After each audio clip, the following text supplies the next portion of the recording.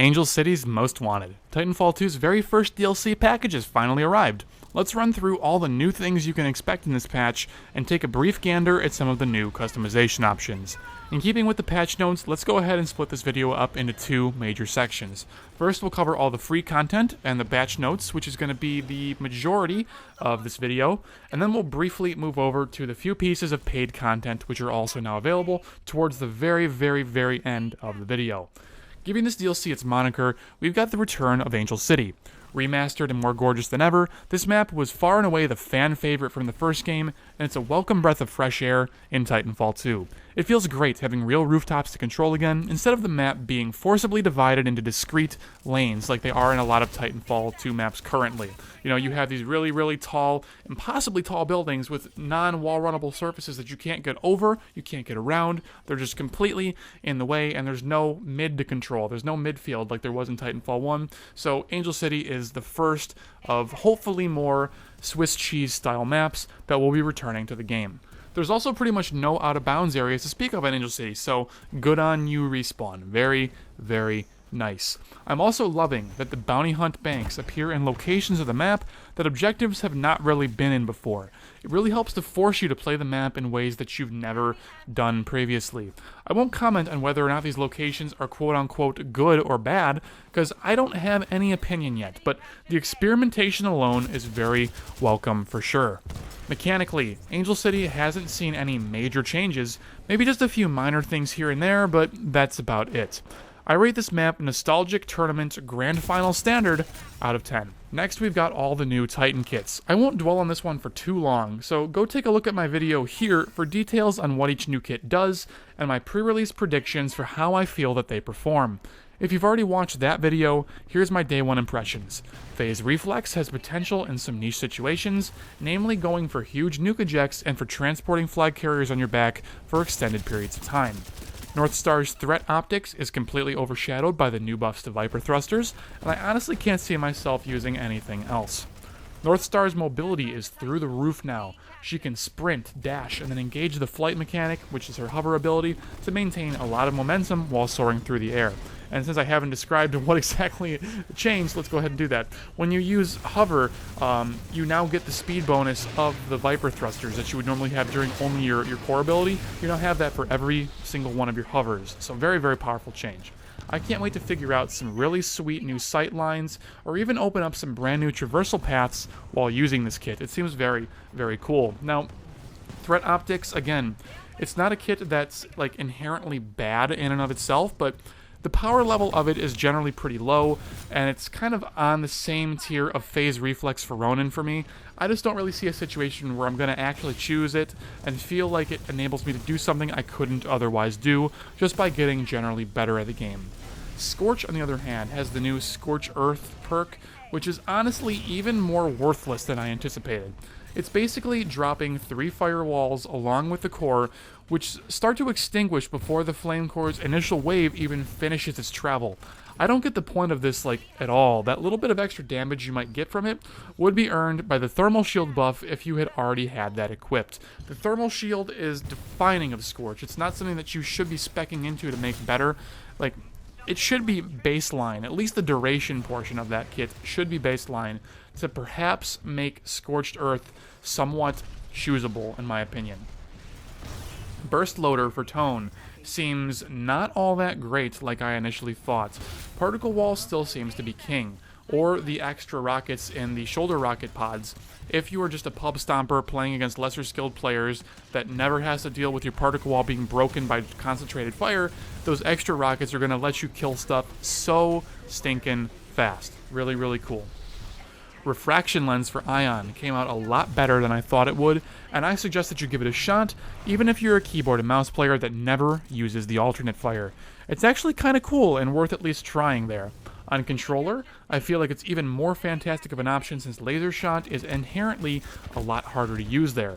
This helps you to be more efficient with your energy by dealing more damage very rapidly. For example, if you get the drop on an enemy tone and you lay your entire ion energy reserve into using just the 5-round burst alternate fire of your splitter rifle, you will get about 3/4 of that Tone's health down within like 2 seconds. Like, the DPS is through the roof. It's really, really solid. It's a little actually tricky at first. You might not think it's doing that much damage, but you just lay in, just continue laying into them, and you just watch their health melt away. It's really, really cool. Legion's Hidden Compartment is by far the best kit of this DLC. It's actually like the new meta kit for Legion, I feel. I seem to have like massively underrated the power spike that this gives Legion, and is a strong contender to become the go-to over Bulwark for me. So here is a comparison that I've been wanting to make. So if you guys are MOBA players, you'll hopefully understand this, and if you're not MOBA players, then it might be kind of lost on you, but I'll try and keep it brief. So Legion before was a really good attack damage carry. So if you're playing like Heroes of Storm, for example, he's like a good Vala who goes into auto attacks, or he's like a good Rainer who goes into auto attacks. You know, he's just good at dealing just straight up good damage over time, good DPS, no big bursts or spikes of damage, but just high DPS in general, as long as you can play the hero or Titan very, very well. Whereas in MOBAs, you'll have other heroes like Li Ming, for example, or other mages like Jaina, who are very, very high damage, but they're very bursty. You need to hit a big combo to just do damage, run away, and get out of there. With Legion, you could kind of do that a little bit. You had a little bit of burst with your power shot, but then you had to go right back into being an attack damage carry for the majority of your time playing the Titan. But now, with Hidden Compartment, suddenly getting a second charge of power shot, and in combination with how quickly power shot recharges, you're starting to become both an ADC and a mage all at the same time. You're able to deal huge bursts of damage for only 1 point of ammo, while also then going back to just shooting an entire full mag of the Predator Cannon at somebody and being a good attack damage carry. Like, your burst potential with this Titan is so high, while also maintaining good ADC or attack damage carry potential, that I don't see a point in choosing anything else except maybe Bulwark if you just really need the defensive option instead. Like, those kind of seem like the two meta picks for me right now. I would very, very highly value this second power shot charge over extra ammo. At first I thought it was a nice side grade, but now that I've played with it, holy crap, no way. It is so much better. Moving on to the brand new weapon in the game, we've got the Wingman Elite. This is actually, like I just said, a brand new weapon. It's got its own entry on the pistol screen. It's not a reskin of the current B3 Wingman. This version of the weapon has perfect hipfire accuracy, kills in 1 headshot out to decent range, 2 body shots at medium range, and 3 body shots at long range. In order to balance this, the Wingman Elite does have travel time. It is not a hit scan weapon. You've got to lead your shots with this gun, even at sort of close ranges. If the game files are to be believed, the Wingman Elite's projectile travels at the same speed as the Double Take's projectile, so take that for what it's worth. This is a hard gun to use, and you've kind of got to be an FPS wizard to use it as a main weapon and perform super well with it, but it's a welcome challenge that I look forward to mastering in time. I would actually love to see this gun replace the charge rifle in the CALLSIGN, by the way. It's also got access to the ricochet attachment, so this is just pretty much the best gun in the game, confirmed. Yep, it's the best one. Yep. We've also got a new execution now, and it is very, very nice. Thank you, Hyper, also known as Ronin, for giving this to us. If you guys are like, hey, Hyper, animator, that sounds really familiar, where do I know him from? Right, he made a bunch of gun reload animations on YouTube. He made really funny ones and a couple serious ones, but mostly just really stupid animations that were really, really nicely done. Respawn caught wind of them, and they hired him. So Ronin Serrano, also known as Hyper 3D, now works over at Respawn Entertainment as an animator. He brings you this execution, and it is amazing. Your next task, Ronin, if you're watching, I'm going to need you to build us a Firestar execution, with your faction leader of choice coming over the microphone saying, "That was lit, pilot." I'm going to need that stat. Thank you very much. Next up, there is a big list of brand new features for the game, so I'm just going to rapid fire through some of the highlights here. First up, you're able to now get a maximum of 110 field of view on all platforms. And yes, you heard that right. PC, PS4, Xbox, 110 field of view everywhere. Gaben has answered our prayers. There is now also an in-game store to buy all of the new optional cosmetic items, which is put together very nicely. We are also finally able to adjust our ADS aim sensitivity separately from hipfire aim sensitivity, which is a huge boon to whiners like me that say the game is wrong for our own bad aim. There's also a gamut of brand new controller customization options courtesy of Raimi Vincent over at Respawn, so make sure you go fiddle with those. They are by far the most in-depth controller customization options of any game ever. So seriously, shoutouts to him. Go say thanks on Twitter. Check out those options. You guys have so much control over your controllers now. It's pretty amazing. Moving over to some balance changes, we've got some stuff that could really shake the game up, so let's have a look at the more important bits. As always, there's going to be a link in the description box down below for the full patch notes, so I encourage you to read them yourself as well. Ronin's Phase Dash and Phase Reflex now removes Tone's lock-on markers. This is a handy little buff for Ronin, although it's being overhyped in my opinion by most people that I read on the internet. It doesn't change the fact that you could just wait for the third lock-on, then Phase Dash when you see that little shoulder pod flip up to fire at you. I guess it's nice for breaking locks when you're behind a building so the Tone can't track you as easily, but I don't know, it's better than nothing, so thank you, Respawn. You now receive less core meter for killing AI. Honestly, I'm not 100% positive if this is only the core meter while you're in your Titan, or if this is also intended to affect your Titan build time as well.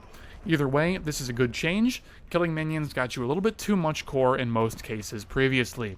It was a decent enough comeback mechanic when an enemy team is snowballing you, but it's probably better that the power level is coming down in general here. Very happy to see that. Next there were, and I quote, adjustments to North Star's flight core. This is a really disappointing theme in Respawn's patch notes, so I'm going to do my best to extrapolate what actually happened here.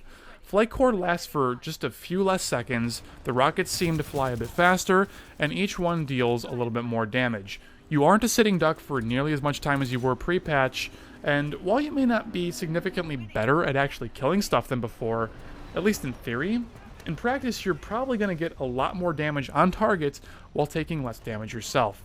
This is the adjustment the core needed, and I'm really happy that they finally made it. I just wish that Respawn was more open about these changes. Oh well. Overcore, in addition, got a buff to 30% of your core timer as opposed to the 20 or 25, whichever it was that it was before. I think it was 20. So that's pretty cool. I might consider using that on Tone or Ion in particular to have more frequent cores and electric smokes as well. Viper thrusters got buffed through the moon, as I alluded to before. It now also affects your hover ability in addition to your core ability. So, like I said before, this allows you to do some really cool stuff and makes the Titan feel much better overall. It makes her feel more like the flying Titan that she's supposed to, because it's actually a little bit more viable to be flying a lot with her. Cloak, on the other hand, got nerfed pretty hard, pretty much into the dumpster tier. Once you fire your weapon with Cloak active, Cloak breaks and immediately goes on a full cooldown. Maybe I'm being a little bit disingenuous here, since it's pretty close to Titanfall 1's Cloak, which did see some competitive play, but I don't know. With how overpowered everything in this game is in relation to Titanfall 1, an identical Cloak seems like it might be too far on the weak side, but more testing is still needed before I make a sweeping generalization like this and actually feel good about it. Once again, we've got another really irritating patch note. Quote-unquote, additional balancing to Tone. Again, we have absolutely no indication of how Tone was actually changed. So our theory right now from a couple of players that I've talked to is that there might have been another nerf to rocket damage and particle wall health, but it doesn't change the fact that the Tone is still like the strongest and most ubiquitous Titan in the game, just because of how her kit is designed in general. They're not really tackling what I personally feel are the problems that plague Tone and plague the game. So Tone is still really strong in my view, and you guys should still probably keep playing her if you're trying to win games in the most dramatic fashion possible. Moving on, spawn zones should in theory be a little bit better now. Spawn trapping should in theory be less likely to happen. Only time will tell how true this is, so give GameSager a few weeks to learn and break the new system in Pilots vs. Pilots, and I'm sure he'll get back to you on that one. There are some minor scoring changes in Bounty Hunt as well. Check those out in the patch notes for yourself if you're interested. As for weapon updates, we've got some less irritating patch notes. They're actually giving the general gist of changes that I was asking for previously. They're not to the level of detail I would like, but at least they give us a general idea. So thank you, Respawn, for at least doing this for the pilot weapon changes. First up, we have the Flatline. It has received a damage buff at long range. I'm not sure why, but it has, so there we go. Volt has received a general damage nerf at undisclosed ranges. I personally do not feel that the Volt is any worse than it was pre-patch. I've used it extensively in this new DLC 1 update, and it feels like the exact same gun to me. I don't feel like it's any worse at killing pilots at any range. I don't feel that the accuracy is different. I don't really feel that anything is different. It's just still the S-tier god gun of Titanfall 2 on a keyboard and mouse. So I don't know. I really don't know what's changed. I don't feel it. I really don't feel it whatsoever. R97 has supposedly received some magical amount of extra pilot damage, in addition to the L-Star and the Double Take. I don't really use any of those three guns extensively, so I can't really comment on how much better they might feel, but there you go for those.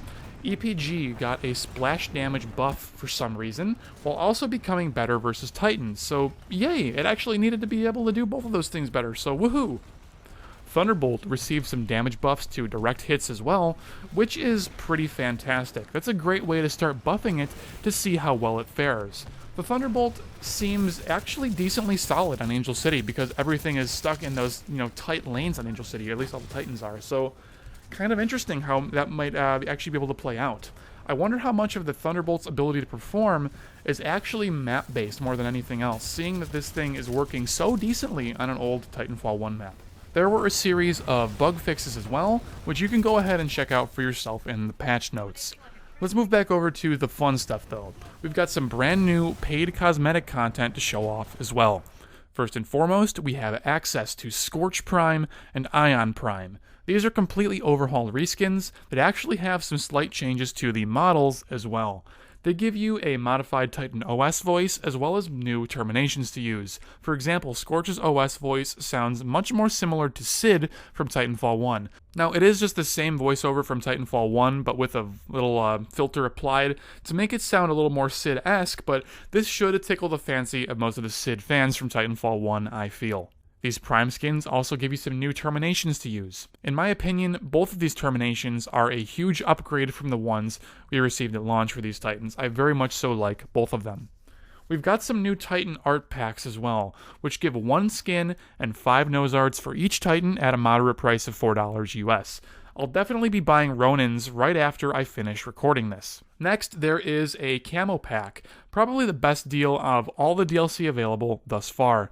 You get 20 new camos that can be applied to every single pilot, Titan, and weapon available in the game, period. Instant buy for me. Buying just one of these skins would probably cost as much as the whole 20 pack in most other games out there, so good on you, Respawn. Very, very nice.